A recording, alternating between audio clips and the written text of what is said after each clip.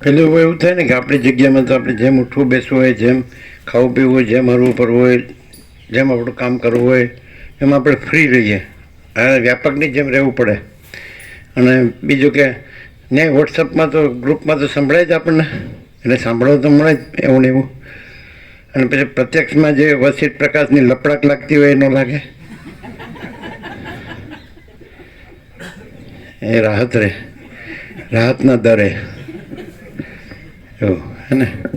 આપણે આપણી જગ્યામાં સારા એમ. કારણ કે વસીટ જ કીધું ભાઈ તમારા આસન તમારી જગ્યામાં તમારા આસન પર બેસો અને તમે પોતે જ છો, તમારે કાંઈ બીજે ભટકવાની જગ્યા નથી, એવું કીધેલું જ છે પાછું વસીટે. નથી બરાબર?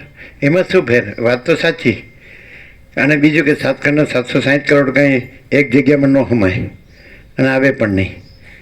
તો પછી તમે એમ કીધું કે આ વસીટે કીધું રામને, તમે તમારી જગ્યામાં તમારા આસન પર જ તમે અંદર જ શાંતિ પામો અને તમે પોતે જ છો. આ નહીં હું કાંઈક આનાથી જુદો જ છું, એટલે આ જે રામ છે એ નહીં, પણ જે અખંડ પ્રકાશ પરમાત્મા જ છે. એટલે હું નથી રહ્યું, જગત નથી રહ્યું, એટલે એ છે જ. એ રીતે તમે રહો તો એ બરાબર છે કે કંઈ ફેર લાગે છે? કેમ? હું અને જગત નથી રહ્યું ને છતાંય હું મારા સ્થાનમાં રહ્યો છું અને હું પરમાત્માનું જ અનુસંધાન કરીને છું, તો એ હું અહંકારનો ભ્રમ જ કહેવાય. અને પરમાત્માનું અનુસંધાન કરતો એટલે એ અહંકાર ન રહ્યો. પછી તો જ અનુસંધાનનો અર્થ જ એ થાય કે અખંડ પ્રકાશ પરમાત્મા રહ્યા છે ને હું નથી રહ્યો, એનું નામ જ અનુસંધાન કહેવાય. અખંડ રહે તો બરાબર, પણ વોટ્સઅપમાં જોયું પછી હું આ છું ને મારી બીજી પ્રવૃત્તિ છે, એમ એકદમ પરમ શાંતિ ક્યાં થઈ? ના, પણ અંદર પરમ શાંતિ જોઈએ ને, એટલે અંદર હું ને જગત નથી એ રીતે જ બધું થતું હોય ને. પણ હું ને જગત નથી એવા હું ને પરમ શાંતિ છે એ ભ્રમ જ છે. ના, એવું ના કહેવાય. પરમ જ્ઞાન હોય, પાકું ને પૂર્ણ જ્ઞાન હોય બ્રહ્મનું, પરમાત્માનું, ચિદાકાશનું, અને બધું અનંત સુધી ચિદાકાશ જ છે, એવી રીતે જ અંદર તત્વદ્રષ્ટિ હોય ને એવી રીતે જ બધું હોય. એ તો કીધું જ છે કે તત્વવેત્તા જીવનમુક્ત છે તો એ તમે તમારા વર્ણાશ્રમ ધર્મ અનુસાર પછી વર્તો, એવું કીધું. અને તમે આ જ્ઞાન દ્રષ્ટિ તત્વદ્રષ્ટિથી જ તમે વર્તો, એવું પણ કીધું છે ને. એને આ જે વાતાવરણ છે પ્રત્યક્ષ એમાં, અને વચ્ચે કીધું એ સમયમાં એ બરાબર છે. અત્યારના સમયમાં આ જે વાતાવરણ છે તેમાં અને કોઈ પણ વાતાવરણ હોય પોતાનું, એમાં ફરક ખરો? લાખ ગાડાનો ફરક. કેમ કે જે પોતાનું માનેલું વાતાવરણ છે ને એમાં હું એવો ને એવો અહંકારનો ભ્રમ એવો ને એવો રહે, અને આ વાતાવરણ છે ને એટલું સહજ છે કે એમાં હું કે જગતની ભ્રાંતિ સંભવતી જ નથી. અને જે બીજું કીધું કે લપડાક, એ જે કીધું ને એમાં મનુષ્ય કોઈ પણ ભલે બહુ સાત્વિક હોય અને આખા પુરુષાર્થથી મંડ્યો જ રહે, બીજું કાંઈ ન કરે, તોય અનેક જન્મો લે ત્યારે એને આ પુરુષાર્થ ફળે, અને જે મળે ને એ વસ્તુ અહીંયા સહજ છે, એને કરવા પણ નથી અને એકદમ ઇઝી છે. ને એક લપડાક એટલે બાકીના કોઈ જન્મ ન રહે, અને અહીંને અત્યારે જ આ છે ને હું નથી, એ ક્લિયર છે એકદમ.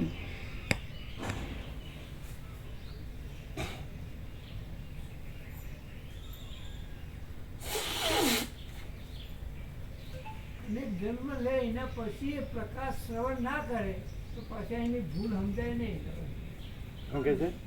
અનેક જન્મ લે અને પાછા પ્રકાશ ન લે તો એને પોતાની ભૂલ ન સમજાય ક્યારેય. પ્રકાશ શ્રવણ ન કરે તો પ્રકાશ શ્રવણ થી જ ભૂલ સમજાય. ના, પણ ગ્રુપમાં વોટ્સઅપમાં તો જ્યાં હોય પોતાની જગ્યામાં સંભળાય ને બધું, એવું ને એવું અહીં જેવું બોલાતું હોય. કેમ ભૂલ ન સમજાય? આ સાંભળે એટલે બરાબર સાંભળે એટલે સમજે ને બરાબર, એને વિવેક થાય ને સાંભળવાથી. કોઈ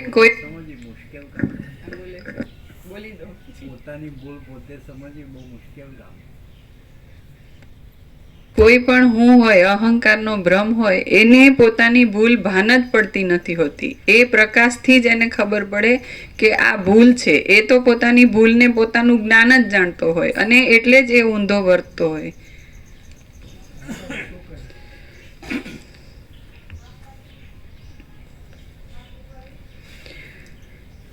રઘુપતિ રામને આજે મોહ થયો છે તે કોઈ જાતની આપત્તિઓથી કે કોઈ જાતના રોગથી થયો નથી, પણ તે વિવેક અને વૈરાગ્યને લીધે થયો છે.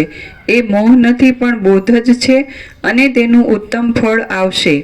રામ અહીં તરત આવે એટલે જેમ પવન પર્વત ઉપરના વાદળાને દૂર કરી નાખે છે, તેમ અમે તેમના મોહને તરત જ દૂર કરી નાખીશું. મોહ યુક્તિપૂર્વક દૂર કરવામાં આવશે એટલે તે રામ અમારી પેઠે સર્વોત્તમ પદમાં વિશ્રાંતિ પામશે.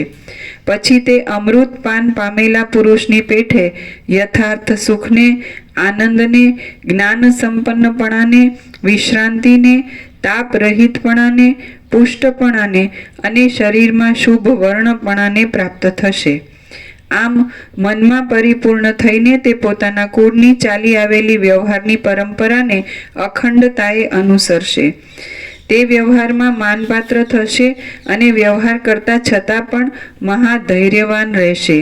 તે બંધ તથા મોક્ષના કાર્યકારણના જ્ઞાતા થશે, સુખ દુઃખની દશાથી રહિત થશે અને ઢેફામાં, પથરામાં તથા સોનામાં સમદ્રષ્ટિ રાખશે. મુનીશ્વર વિશ્વામિત્રે આ પ્રમાણે કહ્યું.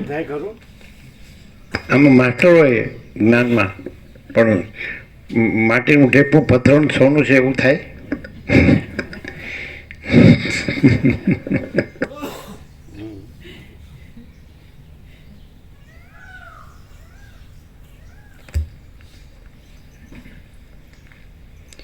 તે બંધ તથા એને એમ કે પ્રસંગોપાત તમે માટીના ઢેફાના કે પથ્થરના અલંકારો પહેરે તો બહુ સરસ લાગે, તો ના સોનું જ જોઈએ. એ એ એ એ એને શું કહેવાય? મથરાવટી કહેવાય? શું કહેવાય? હા, એ શું છે? સોનું જ બસ એમ. બધામાં સૌથી સર્વશ્રેષ્ઠ, એક નંબર.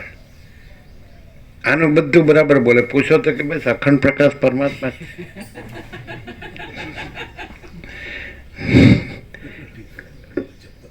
આખા જગતમાં એની જ મારામારી છે એમ. અને આપણું આ ઓલ્ડ ઇઝ ગોલ્ડ, અખંડ પ્રકાશ પરમાત્મા, અનાદિ સિદ્ધ સત. અને એમાં આવિર્ભાવ તિરુભાવ નથી, એમાં કંઈ ઉત્પત્તિ લય નથી, જન્મ મૃત્યુ નથી, હજાર અમર છે.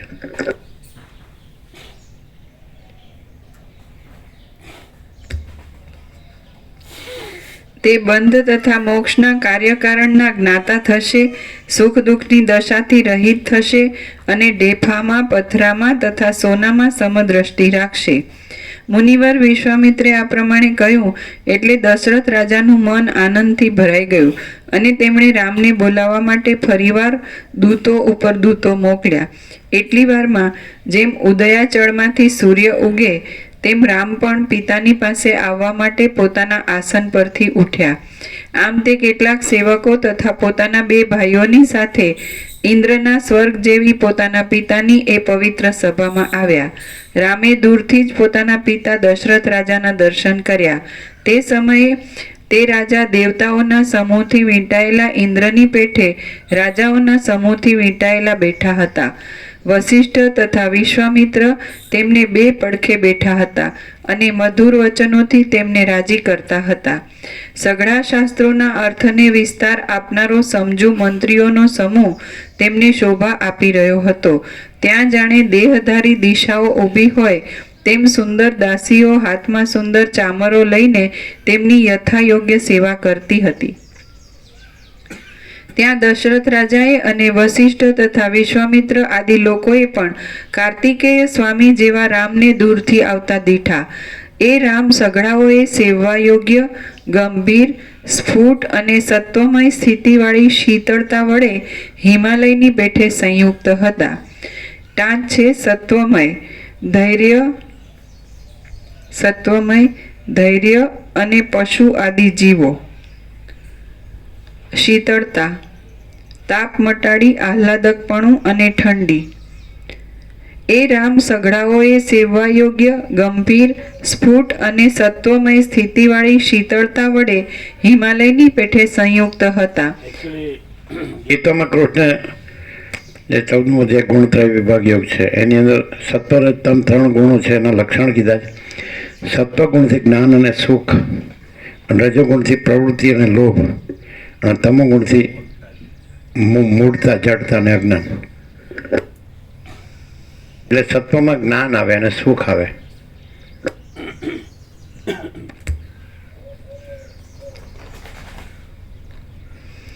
એમનું શરીર સૌમ્ય સમાન અંગવાળું, એટલે આ જે જ્ઞાન છે, એટલે આ જે બાહ્ય દ્રષ્ટિથી જે વિનાશ, વિસ્તીર્ણ અને વિનાશી, જે વાસ્તવિક નથી લાગતું જગત, એનું જ્ઞાન નહીં, પણ જે અખંડ પ્રકાશ પરમાત્મા છે, એટલે મહાચિદાકાશ સ્વયં પ્રકાશ અનુભવ જ્ઞાન, स्वयं प्रकाश को शब्द ज्ञान की अपेक्षा नहीं है, एक ज्ञान.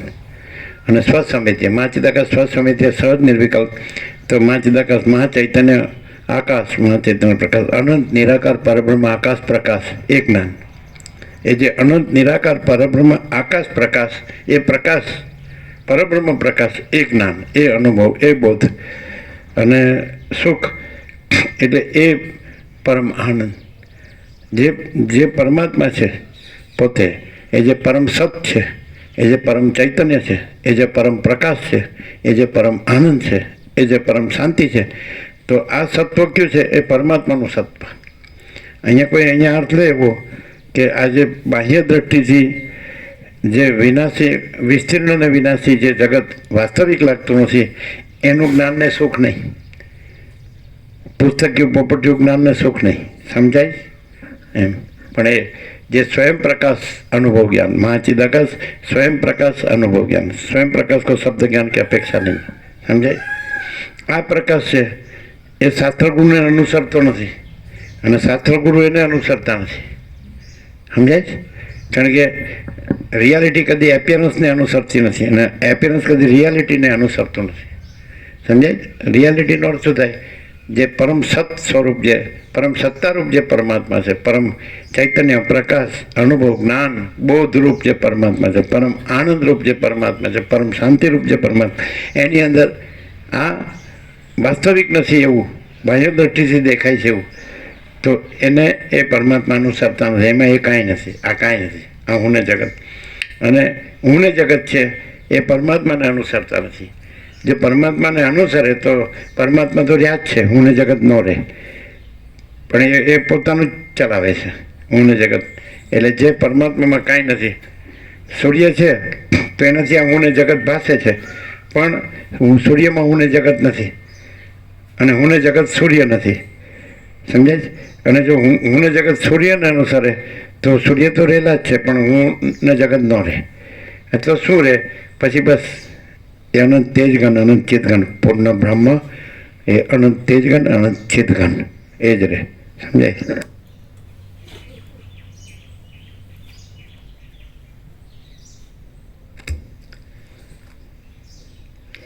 એમનું શરીર સૌમ્ય સમાન અંગવાળું, શુભ આકારવાળું, કમનીય અને ઉપશાંત હતું. એમનું મન વિનયથી ઉદાર હતું અને તે પરમ પુરુષાર્થના પાત્ર હતા. એમના અંગોમાં જુવાનીનો આરંભ થયો હતો અને વૃદ્ધ પુરુષની પેઠે તે ઉપશમથી શોભી રહ્યા હતા. એ ઉદ્વેગ રહિત હતા, પણ તેમને પરમ આનંદ મળ્યો નહોતો. વૈરાગ્યને લીધે એમના મનોરથો ઘણું કરીને પૂર્ણ સ્થિતિમાં હતા. સંસારની સર્વ ગતિઓનો એમણે વિચાર કર્યો હતો અને પવિત્ર ગુણના એ નિવાસરૂપ હતા. જાણે સઘળા સદ્ગુણો કોઈ મહાશય પુરુષમાં રહેવાના એકમાત્ર લોભથી એમનામાં જ આવીને વસ્યા હતા. કોઈ રીતે ક્ષોભ નહીં પામતી વૃત્તિને લીધે એ પોતાના સર્વોત્તમ અંતઃકરણને ઉદાર, આર્ય અને ભરપૂર દેખાડતા હતા. એમણે પહેરેલા હાર અને વસ્ત્રો મંદ હાસ્યની ઝાંખીથી બહુ જ સ્વચ્છ લાગતા હતા. આવા અનેક ગુણોથી ભરેલા રઘુવર રામે ધરતીકંપથી ડોલી રહેલા મેરુ પર્વતના જેવી શોભાવાળા અને ચળકતા ચૂડામણીના સુંદર કિરણોવાળા પોતાના મસ્તક વડે દૂરથી જ પ્રણામ કર્યા. હજી તો મુનિન્દ્ર વિશ્વામિત્ર રામને વિશે બોલતા જ હતા તેટલી વારમાં કમળ સરખા નેત્રવાળા રામ પિતાના ચરણમાં પ્રણામ કરવા સારું પોતે જ આવી પહોંચ્યા. ઉદારચિત્ત રામ પ્રથમ પિતાને, પછી માન્ય પુરુષોએ સન્માનેલા 2 મુનિઓને, પછી બીજા બ્રાહ્મણોને, પછી બંધુઓને અને તે પછી ગુરુ લોકોને પગે લાગ્યા. ત્યારે રાજા લોકોએ એમને એકાએક પ્રણામો કર્યા. તે એમણે ક્યારેક દ્રષ્ટિથી, ક્યારેક જરાક નમાવેલા મસ્તકથી, તો ક્યારેક વાણીથી સ્વીકાર્યા. પછી દેવ જેવા સોહામણા અને લાભ તથા અલાભમાં મનની સમાન સ્થિતિવાળા એ રામને બંને મુનિઓએ આશીર્વાદ આપ્યા અને તે પછી તે પોતાના પવિત્ર પિતાની સમીપ ગયા. આમ રામ પિતાના ચરણમાં અભિવંદન કરવા લાગ્યા એટલે તરત જ દશરથ રાજે તેમનું માથું સૂંઘ્યું અને તેમને વારંવાર ચુંબન કર્યું. ગાઢ સ્નેહવાળા અને શત્રુવીરોને હણનારા એ રાજાએ એ જ પ્રમાણે લક્ષ્મણ તથા શત્રુઘ્નને આલિંગન કર્યું અને રાજહંસ જેમ 2 કમળોને ચુંબન કરે તેમ તેમણે તેમના મુખોને ચુંબન કર્યા. હે પુત્ર, મારા ખોળામાં બેસો, એમ દશરથ રાજા બોલે તેટલી વારમાં તો સેવકે પૃથ્વી પર પાથરેલા એક વસ્ત્ર ઉપર રામ બેસી ગયા. પછી દશરથ રાજાએ તેમને નીચે પ્રમાણે વચન કહ્યા. રાજા બોલ્યા, હે પુત્ર, તું વિવેકી છે અને વળી અનેક શુભ ગુણોના પાત્રરૂપ છે. માટે તારે મૂર્ખની પેઠે શિથિલ બુદ્ધિથી તારા આત્માને ખેદને સ્વાધીન કરવો ન જોઈએ. તારા જેવાએ તો વૃદ્ધો, વિપ્રો અને ગુરુઓનું કહેલું કરવું જોઈએ. પુણ્યપદ એમ જ સાંપડે છે. તારા જેવાએ તો વૃદ્ધો, વિપ્રો અને ગુરુઓનું કહેલું કરવું જોઈએ. પુણ્યપદ એમ જ સાંપડે છે અને મૂંઝાયા કરવાથી તે મળતું જ નથી. હે પુત્ર, જ્યાં સુધી મોહને પ્રસરવાનો અવકાશ આપવામાં આવે નહીં ત્યાં સુધી જ આપત્તિઓ દૂર રહે અને કદાચ પાસે આવે છે તો પોતાનું કામ કરી શકતી નથી. વશિષ્ઠ બોલ્યા, હે રાજકુમાર, હે મહાબાહુ, તમે શૂરા છો અને ભારે દુઃખદાયી તથા મુશ્કેલીથી જીતી શકાય એવા વિષયોરૂપી શત્રુઓને પણ તમે જીતી લીધા છે. તો પછી અજ્ઞાનીઓને જ યોગ્ય એવા આ અનેક તરંગોથી ભરેલા અને ભારે જડતાવાળા મોહરૂપી સમુદ્રમાં તમે કેમ અવિવેકીની જેમ ડૂબકા ખાઓ છો? ભારે જડતાવાળા નીચે ટાંચ છે, ઠંડી અને આવરણ. વશિષ્ઠ બોલ્યા, હે રાજકુમાર, હે મહાબાહુ, તમે શૂરા છો અને ભારે દુઃખદાયી તથા મુશ્કેલીથી જીતી શકાય એવા વિષયરૂપી શત્રુઓને પણ તમે જીતી લીધા છે. તો પછી અજ્ઞાનીઓને જ યોગ્ય એવા આ અનેક તરંગોથી ભરેલા અને ભારે જડતાવાળા મોહરૂપી સમુદ્રમાં તમે કેમ અવિવેકીની જેમ ડૂબકા ખાઓ છો? વિશ્વામિત્ર બોલ્યા, હે રામ, હે ચલાયમાન નીલકમળોના સમૂહ સરખા નેત્રવાળા, તમારા ચિત્તની ચપળતા છોડી દઈને તમે કહો કે તમે શા કારણથી મૂંઝાઓ છો? જેમ ઉંદરો ઘરને બગાડી નાખે છે તેમ ચિંતા તમારા મનને બગાડી નાખશે તો તમને તે ચિંતાઓ કયા કારણથી થઈ છે? કયો મનોરથ સિદ્ધ થાય તો તે ચિંતા દૂર થાય એમ છે? તે કેટલીક છે? તે કેવી છે અને ક્યાં રહી છે? જેને કષ્ટ પડ્યું હોય અથવા જે દરિદ્ર હોય તેને ચિંતાઓ થવાનો સંભવ છે, પણ હું ધારું છું કે તે ચિંતાઓ તમને પ્રાપ્ત થવી સંભવિત નથી. કૌંસમાં, તમારા પિતાના પ્રભાવને લીધે જ તમારી વિપત્તિઓ દૂર થઈ જાય એમ છે, એટલે તેમનો પ્રતિકાર કરવાનું તમારે માથે આવે તેમ નથી. એટલું જ નહીં, પણ તમે સર્વ પ્રકારના સૌભાગ્યથી પૂર્ણ છો, માટે તમારી પાસેથી તે પોતાની મેળે જ દૂર રહેવી જોઈએ. કૌંસ પૂરો. હે નિષ્પાપ, તમારા મનમાં જે અભિપ્રાય હોય તે તમે ઝટ કહો. તમને જે જોઈતું હશે તે સઘળું મળશે, એટલે ચિંતાઓ ફરીવાર તમારા મનનું ભેદન કરશે નહીં. બુદ્ધિમાન વિશ્વામિત્રે આ પ્રમાણે યોગ્ય વસ્તુનો પ્રકાશ પાડનારા તાત્પર્યવાળા વચનો કહ્યા એટલે તે સાંભળી રઘુવંશના કેતુ સમા રામે પોતાનું કાર્ય સિદ્ધ થવાનું અનુમાન કર્યું. આ પ્રમાણે મોર જેમ મેઘની ગર્જના સાંભળીને વરસાદ પડવાનું અનુમાન કરે છે અને ખેદને છોડી દે છે, તેમ એ રામે પણ પોતાનો ખેદ છોડી દીધો. શ્રી યોગ વાસિષ્ઠ મહારામાયણમાં વૈરાગ્ય પ્રકરણનો રાઘવ સમાશ્વાસન નામનો સર્ગ 11મો સમાપ્ત. સર્ગ 12મો. ભોગની દુઃખરૂપતા, વિષયોની અસત્યતા અને સંપત્તિની અનર્થ રૂપતા. આ 12મા સર હવે શરૂ થાય છે વૈરાગ્ય. માણસ આ રોજ વાંચે તો એ શાંત થઈ જાય. એના બધી જે ઉધામાં છે ને એ બધા શાંત થઈ જાય. સંકલ્પ વિકલ્પ જે વિચારો છે, એમ કહેતા હોય ને કે ભાઈ ઈચ્છાઓ છે, આશા તૃષ્ણાઓ છે, એષ્ણાઓ છે, કામનાઓ છે, રાગ દ્વેષ છે, અહંકાર મમતા, બધું અંદર બધું જ શાંત થઈ જાય. અહીંથી શરૂ થાય છે. અને અમારા સંપૂર્ણ સ્વાનુભવ પ્રમાણે 37 રાઉન્ડ સંપૂર્ણ થયા. પહેલા અક્ષરથી છેલ્લા અક્ષર 1756 પેજ. 38મો રાઉન્ડ મંગલાચરણ છે. અને ગમે એટલું આપ વસિષ્ઠને રામને પ્રકાશથી સાંભળો તો આનો કોઈ દિવસ એ મટે જ નહીં. શું કહેવાય? અભાવ મટે જ નહીં. શું કહેવાય એનો? હા, એને એટલે એમ લાગે નહીં મેં બધું સાંભળી લીધું, જાણી લીધું. વસિષ્ઠ તો એમ કહે છે કે વારંવાર આ પ્રકાશથી જ રહેવું જોઈએ. પણ તમે આ જ રહેવાનું હોય તો ગમે એટલા જન્મો પણ નડતા નથી. અને આ ન રહેવાનું હોય તો એક પળ પણ નડે છે, એક ક્ષણ પણ નડે છે. અખંડ આ જ રહેવાનું હોય તો ગમે એટલા જન્મ પણ નડતા નથી. આવો અમારો સંપૂર્ણ સ્વાનુભવ છે. અને જો આના વગર રહેવાનું હોય તો એક પળ પણ નડે છે, એ પણ મારી નાખે છે.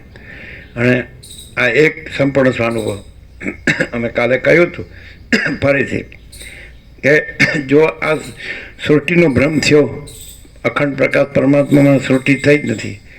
પરમાત્મામાં જે અનંત મહાસાગર છે એમાં ચક્રી તરંગ ફીણ પરપડાનો ભ્રમ થયો જ નથી.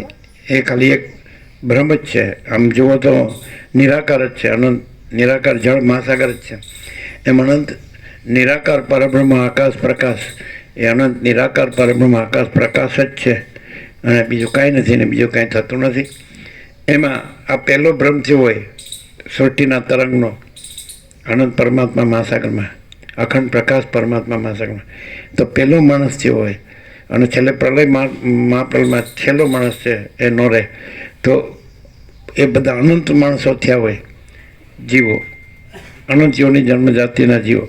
અને દરેકનો એના મગજમાં અથવા ચેતાતંત્રમાં જે કોઈ ભ્રમ હોય તો એ બધા ભ્રમો છે એ મિથ્યા છે. એટલે સ્વપ્ન જેવાને જાંજવાના જળ જેવા મિથ્યાને નાશવંત અસત્ય સારને દુઃખ છે એવું રામના વૈરાગ્યમાં પ્રકટ છે, એકદમ અનુભવાય છે. આપણો સંપૂર્ણ સ્વાનુભવ છે. અને એ બધું છે એટલે રામ જાણે જ છે ક્લિયરલી કે આ આખો જે અખંડ પ્રકાશ પરમાત્મામાં આખો સંસાર ભ્રમ છે એ કાંઈ નથી, એ બિલકુલ સાચો નથી. આવો પ્રકાશ વર્લ્ડમાં ન ભૂતો ન ભવિષ્યથી ન કોઈએ કર્યો છે, ન ભવિષ્યમાં કોઈ કરશે. આવો પ્રકાશ, એવો પ્રકાશ છે. અને હવે જે રામ વૈરાગ્ય વ્યક્ત કરશે તો એક એક આઈટમ લેશે. હવે આ 3 આઈટમ કીધી ને, શું છે? ભોગો અને બધું. ભોગો, વિષય અને સંપત્તિ. ભોગો, વિષયો અને સંપત્તિ. વિષયો અને સંપત્તિ. કઈ રીતે? આ કાંઈ જ નથી, આમાં કોઈ સાર નથી. આ મિથ્યાને નાશવંત છે, અસત્ય સારને દુઃખ છે. અને આ સ્વપ્ન જેવું જાંજવાના જળ જેવું છે. અખંડ પ્રકાશ પરમાત્મા જ છે, એમાં હું ને જગત કાંઈ નથી. અને એમાં ભોગો, વિષયો અને સંપત્તિ આ કાંઈ નથી. તો આ જો માણસ પ્રકાશથી જો આ સાંભળે સરળ શ્રવણ તો ચોખ્ખો થઈ જાય, ચોખ્ખો કચરો કાઢી જ નાખે. આ મારું દુઃખનું કારણ હું જ છું.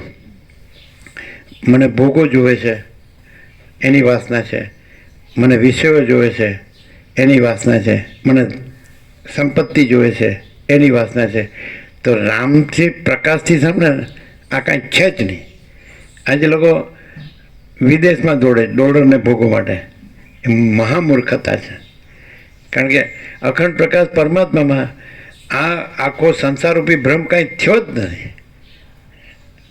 એટલે કાંઈ પણ આ સાંભળીને માણસ જો બીજું કંઈ કરતો હોય ને તો એ ખોટું જ છે. કારણ કે એ પોતે પણ નથી અને આ જગતરૂપી ભ્રમ પણ નથી અને અખંડ પ્રકાશ પરમાત્મા જ છે. એ 3 છે. હા, પણ એવી રીતે બધું લેશે જન્મથી મૃત્યુ સુધી જે દ્રષ્ટાદ્રશ્ય અથવા જીવ જગત અથવા પંચભૂત અથવા દ્રશ્ય પ્રપંચ જે કાંઈ દેખાય છે એ સર્વ કાંઈ નથી, દર મૂળ મુદ્દલ લેશ માત્ર અને અખંડ પ્રકાશ પરમાત્મા જ છે. અને એ જ અનંત પ્રકાશ, અનંત આનંદ, અનંત શાંતિ છે, એવો પ્રકાશ છે. અને પછી વસિષ્ઠે જે રામ પૂછતા ગયા અને વસિષ્ઠ જે ઉત્તર આપતા ગયા, એ તો રામનો જે પ્રકાશ છે એને જ એને સ્પષ્ટ કર્યો છે. એટલે રામમાં સંપૂર્ણ પ્રકાશ છે, તે અખંડ પ્રકાશ પરમાત્મા જ છે. હું આ રામ પણ નથી, કોઈ નથી, કાંઈ નથી, કાંઈ થતું નથી, એવી રીતે છે. અને એ જ પરમપદ પૂર્ણ વિશ્રાંતિ છે. એમાં જન્મ મરણ છે જ નહીં. અને હું તો મારું તારું રાગ દ્વેષને આ ભેદાભેદને સુખ દુઃખને કશું છે જ નહીં, કાંઈ થયું નથી, છે નહીં, થશે નહીં, થતું નથી. અને અખંડ પ્રકાશ પરમાત્મા જ છે. હવે આ ત્રણ વસ્તુ ભોગો, વિષયો અને સંપત્તિ. હવે આ લોકોને કેટલા વાગ્યા સુધી ચાલે? 15 મિનિટ ચાલે ને વધારે અમદાવાદવાળા? હા, હા, તો 3 મિનિટ છે. અહીંથી વૈરાગ્ય શરૂ થાય. એવો સ્ફોટ છે, એવો પ્રકાશ છે કે ભલભલો હોય ને મૂઢ ને જડ અને અજ્ઞાની, તો એને ભાન થઈ જાય કે આ હું કાંઈ નથી, ને આ જગત કાંઈ નથી, આ ભોગોય કાંઈ નથી, આ વિષયો કાંઈ નથી, ને આ સંપત્તિ કાંઈ નથી. આમ અંદર તો ખબર પડતી જ હોય. કારણ કે પછી રામને કે સર્વના હૃદયમાં આત્મા સત્યને સત્ય, અસત્યને અસત્ય જાણે જ છે, પણ એનો ભ્રમ રૂઢ થઈ ગયો છે. એટલે એમાં કે હવે આપણે આમાં છે, હવે શું બીજું ક્યાં જવું ને શું કરવાનું, કરીએ છીએ એમ. એટલે એ મૂર્ખતા છે, મૂઢતા ને જડતા છે ને અજ્ઞાન છે. અને પછી પાછું એની કુટિલતા શું છે? આ બધા મોટા મોટા શબ્દો જાણીને બોલવાનું, બસ આ સર્વ અખંડ પ્રકાશ પરમાત્મા જ છે, ખાલી બોલવાનું. એ દમ મિથ્યાચાર ને પાખંડ છે. પરમાત્મા બોલવું એ દમ મિથ્યાચાર ને પાખંડ છે. અને અંદર રાજ્ય ભોગો લક્ષ્મીની ભ્રાંતિની લઘુતા ગ્રંથિ ભ્રાંતિ ન હોય, અહમન વાસના ભ્રાંતિની ગુલામીમાં સુખ ભ્રાંતિ ન હોય, અને દ્વૈત ભ્રાંતિની લઘુતા ગ્રંથિ ભ્રાંતિ ન હોય કે હું આ દેહ છું કે મન છું કે જીવ છું કે સાક્ષી છું, કોઈ ભ્રાંતિ ન હોય. સમજાય? અને એ રહ્યા છે એ જ રહ્યા હોય અખંડ પ્રકાશ પરમાત્મા. બીજું કાંઈ ન રહ્યું હોય, બીજું કાંઈ ન થયું હોય, અને બીજું કાંઈ ન રહ્યું હોય, એવો રહ્યો હોય, પોતે ન રહ્યો હોય, જગત ન રહ્યું હોય, તો પછી આ બધો કચરો તો એનો હોય, ભોગો ને વિષયો ને લક્ષ્મી. એવું વૈરાગ્ય પ્રકરણ તમારી ભાષામાં કે જબરદસ્ત. શું કે જબરદસ્ત? કે જબરદસ્ત. આ આપણો સંપૂર્ણ સાનુભવ. આવો વૈરાગ્ય ક્યાંય સાંભળ્યો જ નથી. અને આ મૂળ જળ ને વિષય જીવો છે અજ્ઞાની, એ સાંભળતા છતાં જાગતા નથી. અને પરમાત્મા બોલે છે, બસ સર્વ પરમાત્મા છે. આ એની કુટિલતા છે, સરળતા નથી. પરમાત્મા બોલવાનું નથી. પરમાત્મા એ તો અખંડ પ્રકાશરૂપ પરમાત્મા રહ્યા જ છે. અને બોલનાર પેદા થયો જ નથી. ન કોઈ પેદા હુઆ હે ન પેદા હોગા. કારણ કે એમાં જન્મ મરણ છે જ નહીં. એટલે હું આ છું ત્યાં જ ભ્રમ શરૂ. આ જગત છે એ ભ્રમ ચાલુ, આ મારું છે એ ભ્રમ ચાલુ, આ ભોગો છે, વિષયો છે, સંપત્તિ છે, ખલાસ, ખતમ. એક જેમ જળમાં ભમળ હોય મહાસાગરમાં અને ઊંડે તળીએ સીધો જાય, એવું છે આ બધું અનંત દુઃખની કરતામાં. એમાં શાંતિ નથી. બોલે અમારે શાંતિ જ છે. એ આ બધું હોય ને ભોગો, વિષયો, સંપત્તિ, એને શાંતિ કે, એને સુખ કે, એને શાંતિ કે, એને કલ્યાણ કે. પણ આ બધું કાંઈ નથી. સુખ, શાંતિ ને કલ્યાણ તો એ અખંડ પ્રકાશ પરમાત્મા છે. એ સુખ નહીં, પરમ આનંદ છે. એ શાંતિ નહીં, પરમ શાંતિ છે. એ કલ્યાણ નહીં, પરમ કલ્યાણ. સમજાય? 15 થઈ ગઈ એટલે હવે સાંજે પ્રસાદ આપી દો બધાને.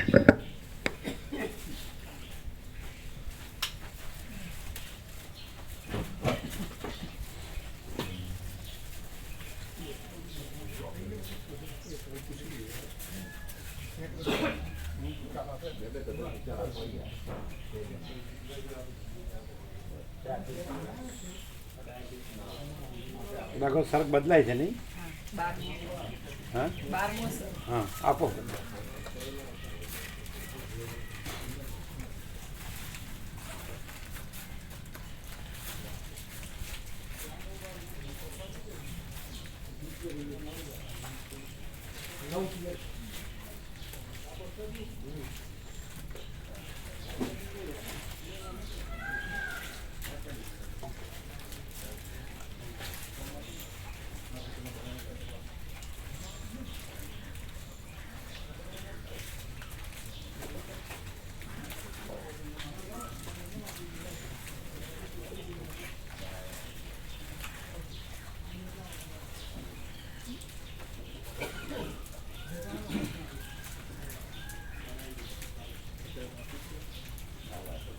નવા વર્ષના કોઈ બાકી પરમ દિવસે આવ્યા પરમ દિવસે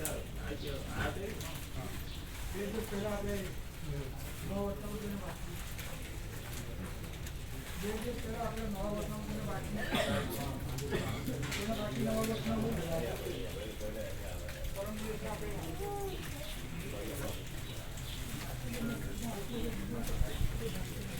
જે પ્રસાદ લેવાના હોય એના માટે છે ને પ્રસાદ લઈને જવાનો હોય ફૂલ આપવાનું બધા નવા વર્ષના 2 દિવસ પહેલા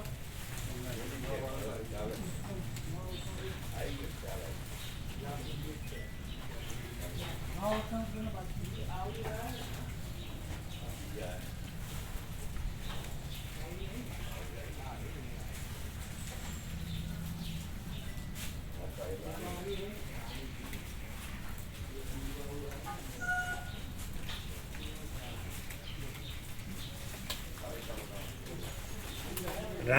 રામને સાચા અર્થમાં ભજવા એટલે રામને જેવો વિવેક વૈરાગ્ય થયો છે એવો વિવેક વૈરાગ્ય પોતામાં થવો એ રામને સાચા ભજવા. સમજાય છે? રામને સાચા ભજવા એટલે રામને જેવો વિવેક વૈરાગ્ય થયો છે એવો વિવેક વૈરાગ્ય થાય એ રામને સાચા ભજ્યા કહેવાય. બરાબર. ક્યાં હે આજ કા નિત્યાનંદન પ્રકાશ?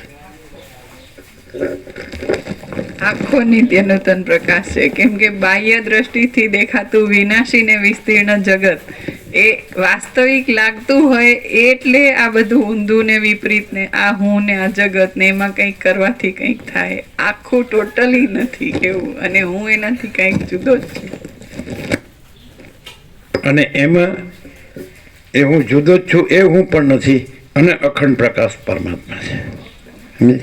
એ પરમાત્મા રહ્યો નથી. પરમાત્મા જ પરમાત્મા રહ્યો છે એ રહ્યો જ નથી અને જગત રહ્યું જ નથી, થયું જ નથી, છે જ નહીં, થશે નહીં, થતું નથી.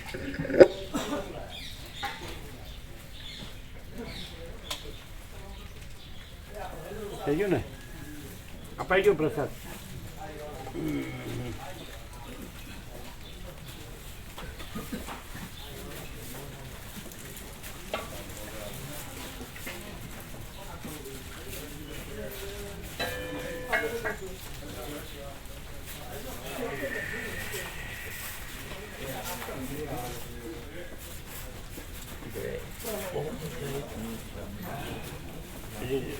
તો 10 વાગે લઈ લે બધું કમ્પ્લીટ કરી.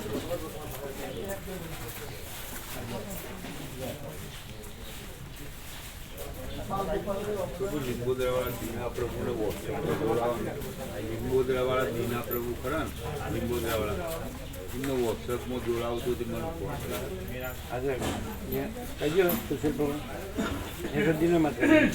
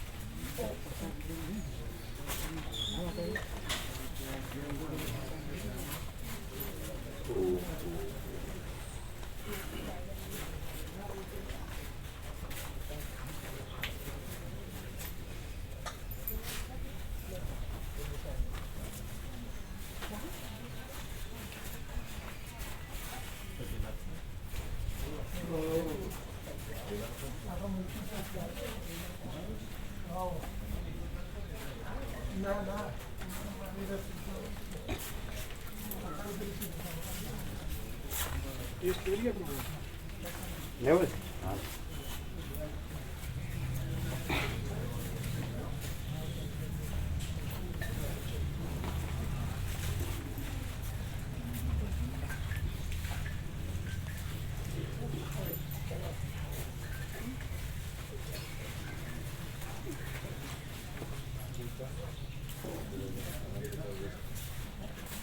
ચાલો